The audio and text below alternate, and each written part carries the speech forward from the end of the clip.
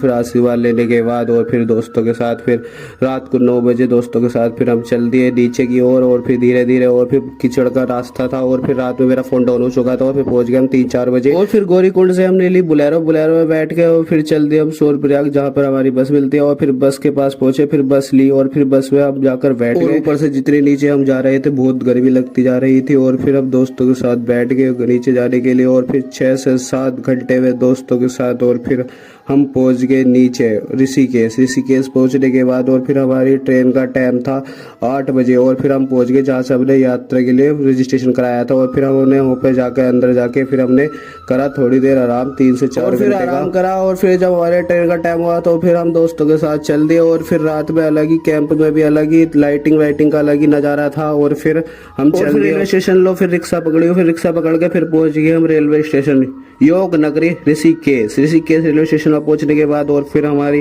Train खड़ी हुई थी वहां पर और फिर ट्रेन पे पहुंचे हम और फिर ट्रेन में बैठ गए। फिर ट्रेन ने हमें सुबह छोड़ा 1:30 बजे सुहारा पहुंचने के बाद और फिर हम दोस्तों के साथ आ गए घर और दोस्तों के साथ घर आने के बाद हमारी यात्रा होती है यहीं पर समाप्त। 3 से 4 दिन की यात्रा समाप्त होने के बाद और फिर आ गए हम घर और फिर अब आगे की ब्लॉग डेली देखने के लिए